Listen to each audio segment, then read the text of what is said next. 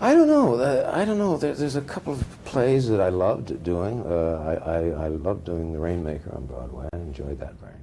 What if one man could inspire a generation of mystery lovers, launch an unintentional cult following, and still slip almost completely from the public spotlight? Darren McGavin wasn't your typical Hollywood star. He wasn't chasing blockbuster glory, yet his work burned itself into pop culture's memory, sometimes without him even wanting it. From the trenchcoat-wearing reporter who may have inspired an entire genre, to the grumpy but lovable dad in a holiday classic, McGavin shaped moments that fans still cherish decades later. But here's the twist. Behind the cameras, he was restless, rebellious, and often critical of the very roles that made him famous. The real story of what happened to him after the lights dimmed isn't just surprising, it's almost unbelievable. You might think you know his career, you don't. And once you learn what became of him, you'll never look at his work the same way again. It all began in 1974, when a modestly budgeted TV series called Kolchak, The Night Stalker, slipped quietly onto the airwaves. There were no blockbuster expectations, no massive marketing campaign, just a quirky detective story about a rumpled reporter with a nose for trouble. Darren McGavin's Carl Kolchak wasn't your sleek cigar-smoking lead. He was the guy with scuffed shoes, a battered tape recorder, and straw hat that had clearly seen better days. He wisecracked his way through police stonewalling and scoffed at bureaucratic excuses, chasing leads no one else dared to touch. And those leads? They almost always led straight to vampires, werewolves, or strange horrors that the authorities pretended didn't exist. The show lasted only one season. On paper, that should have been the end. But Kolchak refused to stay buried. Something about McGavin's performance, equal parts dogged determination and wry humor, resonated deeply with a small but fiercely loyal audience. Fans began swapping VHS tapes like secret contraband, hosting basement viewing parties, and dissecting every episode for hidden clues. To them, Kolchak wasn't just a TV character, he was an underground superhero, an everyman fighting shadows that polite society ignored. Some would even go on to credit the series as the direct blueprint for the X-Files, pointing to its eerie cases, skeptical law enforcement, and relentless truth seeker at the center. But here's where the story takes a turn. McGavin himself wasn't exactly basking in the cult glory. Far from it. He saw himself as a working actor with a restless streak, someone who thrived on variety and resisted being pinned down. Kolchak had been just one job in a long career, and while he enjoyed aspects of the role, he bristled at the idea of being defined by it. In interviews, he often downplayed the show's significance, calling out its rushed scripts and production challenges. Ironically, those very critiques only seemed to deepen fans' fascination. The more he tried to distance himself, the more the legend grew. By the late 80s and 90s, the underground fandom had gone global. Conventions sent him invitations, fanzines printed grainy photos from old sets, and early internet forums erupted with debates about favorite episodes. In these circles, Darren McGavin wasn't just an actor. He was a symbol of grit, skepticism, and the fight for truth against impossible odds. And yet, for all that cult devotion, McGavin was already moving on in his mind. He had no interest in living forever in Kolchak's shadow. His next big move would take him into a completely different world, one where there were no monsters in the shadows, but where the stakes were somehow just as high. After years of trying to shake off the supernatural baggage of Kolchak, Darren McGavin found himself standing on the doorstep of a role that would change his career and his place in pop culture forever. In 1983, he slipped into the frayed house slippers of the old man Parker in A Christmas Story, the cantankerous father presiding over the chaotic Parker household. He was a man who battled the furnace like it was a sworn enemy, hurled colorful mutters under his breath, and harbored a heart that peeked out only in rare, unguarded moments. The production itself was far from glamorous. A modestly budgeted holiday movie directed by Bob Clark, it had no guarantee of box office success and no corporate marketing machine behind it. On set, McGavin approached the role with the precision of a craftsman, grounding the old man in a lived-in reality. He didn't play him as a cartoon dad or a sentimental figure. He played him as that gruff, imperfect, oddly endearing father so many remembered from their own childhoods. the sly grin when the infamous leg lamp arrived, the way he quietly backed his son after the BB gun triumph, the triumphant joy at winning a dinner table standoff. These were moments stitched together not from theatrical flourish, but from truth. When the film was released, it barely caused a stir. Reviews were mixed, ticket sales modest. Yet something unexpected began to happen over the next decade. Cable channels, hungry for seasonal programming, started airing it each December. Slowly, a pattern emerged. Families tuned in year after year. Parents introduced it to their children. Lines from the movie became part of the cultural holiday vocabulary. McGavin's muttered one-liners and fierce furnace battles became as essential to the season as stockings and eggnog. By the time A Christmas Story had cemented itself as a staple, eventually running for 24-hour marathons on television, McGavin had unwittingly joined the rare company of actors whose characters become part of annual tradition. He was no longer just Kolchak the Night Stalker. He was the old man, frozen in cinematic amber, eternally presiding over Christmas in a cluttered 1940s living room. Unlike with Kolchak, McGavin didn't push against this newfound fame. He spoke warmly in interviews about the role, acknowledging how deeply it resonated with audiences. Fans would approach him with stories of how their own fathers reminded them of the old man, and he seemed genuinely touched. For someone who once felt trapped by a character's shadow, this was different. Here was a shadow that brought joy. But Hollywood, ever quick to capitalize on what works, began to see him through a narrower lens. Offers poured in for variations of the gruff but lovable patriarch, usually in safe, formulaic TV movies and sitcom guest spots. For McGavin, who thrived on variety and surprise, it was a golden cage. Yes, it was comfortable. Yes, it paid well, but it offered no risk, no stretch, no room for the restless spirit that had driven him since his early days. Soon, he would push back against the industry's easy categorization, a move that baffled producers, intrigued fans, and set the stage for the next surprising chapter in his career. Darren McGavin was never the kind of actor to sit quietly in the corner and accept whatever was handed to him. He had opinions, strong ones, and wasn't afraid to voice them, even if it ruffled feathers in Hollywood boardrooms. After A Christmas Story turned into a seasonal phenomenon, scripts poured in, but they all seemed to be carbon copies of each other. Another gruff dad, another wise but stubborn older man, another safe supporting role, designed to tap into the warmth audiences felt in December. McGavin wasn't having it. This was a man who had fought tooth and nail to carve his way into acting in the first place, working construction and set painting in New York before breaking through in the 1950s. He wasn't about to spend the rest of his career as a one-note figure in someone else's cookie-cutter script. This attitude wasn't new. Even back during his runs on Mike Hammer and Riverboat,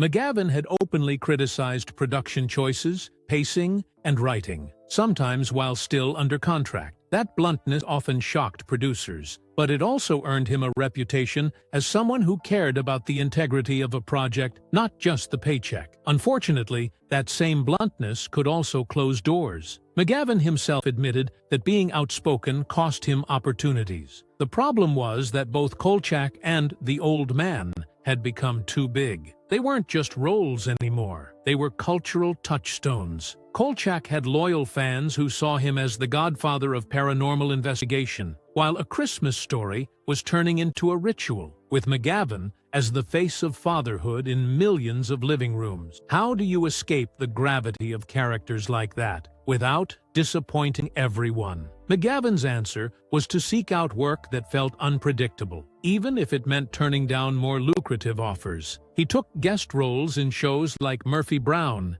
and The X-Files, ironically returning to the supernatural genre he'd once distanced himself from, but always on his own terms. He preferred projects that surprised him, ones where he could experiment rather than recycle. Still, the shadow of his earlier successes loomed large. No matter where he went, interviews circled back to Kolchak or A Christmas Story. He smiled through them, but you could tell he was itching to talk about something new. And then, as the 90s rolled on, McGavin began to retreat from the spotlight altogether, a quiet shift that left fans wondering what was really going on behind the scenes. By the mid-1990s, Darren McGavin's name was no longer plastered across casting sheets in the way it once had been. He wasn't chasing the industry, and the industry, in turn, wasn't chasing him with the same fervor. The change wasn't because his skills had diminished. McGavin's talent and presence were still undeniable. The shift was in Hollywood itself. The business had become increasingly obsessed with youth-driven blockbusters and glossy, fast-paced entertainment, often sidelining veteran actors into thin background roles that barely scratched the surface of their abilities. For a man who had built his career on presence,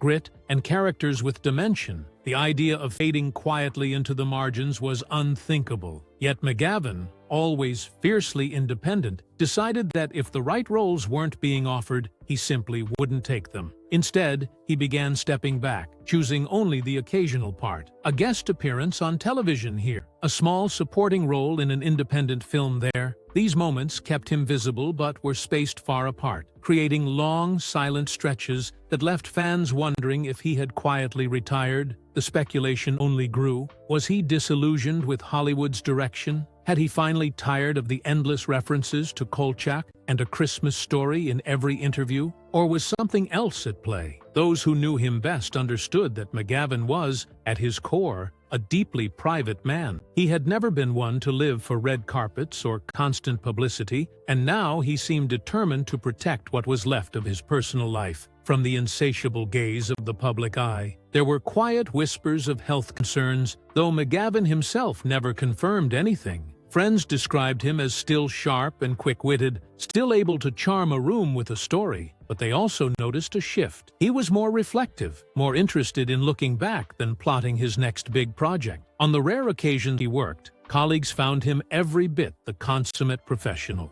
Lines memorized, notes considered, and the same dry humor between takes. But there was a distance now, a subtle sense that he knew his time in front of the camera was winding down, and he was making peace with it. Meanwhile, without lifting a finger, his legacy was quietly solidifying. A Christmas Story had transformed from a modest holiday film into a full-fledged seasonal tradition, airing in 24-hour marathons every December. Kolchak, The Night Stalker, long out of production, was finding new life on DVD and in the growing online fan communities of the early internet. On message boards and in chat rooms, strangers swapped behind-the-scenes photos, scanned old interviews, and shared their memories of meeting him at conventions. Even in absence, McGavin's name carried weight, but this slow retreat from acting was about more than career politics. It marked the opening of his final chapter, one that would unfold far from studio lights and scripted lines. And when the truth about those last years finally emerged, it would leave even his most devoted fans in disbelief. As the new millennium began, Darren McGavin was no longer a constant presence on television screens, but his influence lingered everywhere. Younger actors cited him as an inspiration. Filmmakers pointed to Kolchak as the blueprint for entire genres, and every December, A Christmas Story brought him into millions of homes. Yet behind the enduring images, McGavin was living a life few knew about, one of deliberate quiet. He had moved further away from the demands of Hollywood, choosing comfort and privacy over the grind of auditions and long shoots. The decision was partly practical. Health challenges had begun to creep in, slowing his once boundless energy. While never one to publicly dwell on illness, those close to him noticed changes. He attended fewer events, declined more invitations, and spent more time with a tight circle of friends and family. The man who had once chased monsters on television now preferred peaceful afternoons, often reading, painting, or simply enjoying conversations without the weight of public expectation. Even in this quieter period, the outside world kept knocking. Fan letters arrived steadily, some from people who had grown up watching Kolchak battle the impossible, others from families who gathered around A Christmas Story each year as part of their holiday tradition. McGavin, ever gracious, answered when he could, sometimes signing photos or jotting a short note of thanks. He understood the power those roles held for people, even if he had spent years wrestling with their shadow. By the mid-2000s, his appearances were rare, each one carrying a certain weight. When he did speak publicly, his words felt reflective, a man taking stock of the strange, winding journey from set builder to cult icon. He spoke candidly about the projects he loved, the compromises he regretted, and the joy of having played characters that still lived on long after the cameras stopped rolling. In 2006, Darren McGavin passed away at the age of 83. The news rippled through fan communities first, then into mainstream headlines, sparking a wave of tributes. Those who had followed him for decades mourned not just the loss of an actor, but the loss of a particular spirit, one that balanced stubborn independence with a deep respect for storytelling.